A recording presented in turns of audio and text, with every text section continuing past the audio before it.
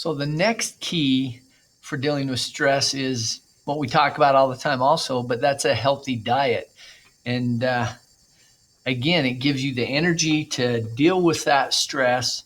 But one thing people don't realize is that when you eat right, it gives you an enhanced feeling, a better feeling of a self-esteem and self-control. And your body just knows you're taking in things that are good for it. And so it responds in a more positive manner. If we were in class, we'd do a demonstration now. And for those of you who would like to try this, you'll need a family member or a friend.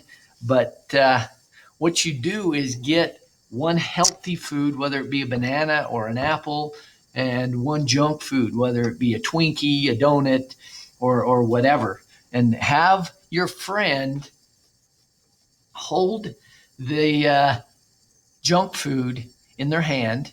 Let's say it's a package of Twinkies in their left hand, and then stick their right arm out to the side straight, like it's a board. Then tell them to not let you pull the arm down to the best that they can, and then you push down on their hand. And both you and your family member or friend should be able to tell how hard or easy it is to do that. Then have that individual put that, let's say, an apple in their hand, or a banana, or even a bottle of water, because your body knows that those things are good for it. And then do the same thing as they're holding that healthy food. Have them stick their right arm out to the side, straight out and stiff, and hold it while you try and push down on it. And you really should notice a difference. Every time I've done this with a student, they've been able to tell a difference, that it was much harder to push their arm down when they had that healthy food in them. Again, just demonstrating that your body knows when you're doing good things for it, such as putting good food into it, so it responds in a positive manner, which helps you deal with stress a little better. Now, the next thing that I want to spend some time on, because it is such a problem, it's one of the most abused drugs in the world probably, but definitely in America, is caffeine. And we talked about how limiting caffeine when we did that little test to see how you're taking care of yourself, that little quiz to see if you're helping your body out.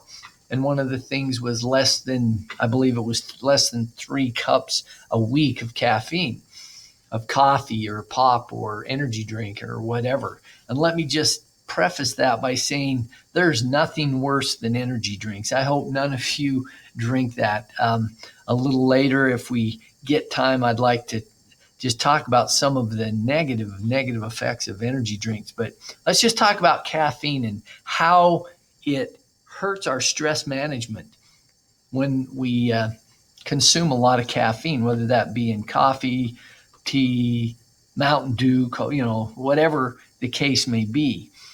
Now, there are 3 things that caffeine increases our stress level with. As you can see, the first is caffeine is a stimulant drug. Stimulant meaning it increases everything.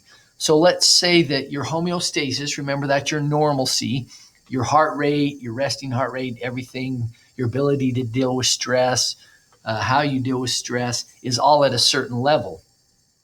Well, when you ingest caffeine, which is a stimulant, it jacks everything up. It increases everything. So your heart rate is already higher.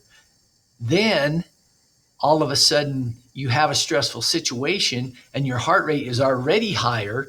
And now it increases even more when you get those adrenaline going through your body, which wears you out even more quickly, so that you're going to feel the effects of stress more quickly and more severely.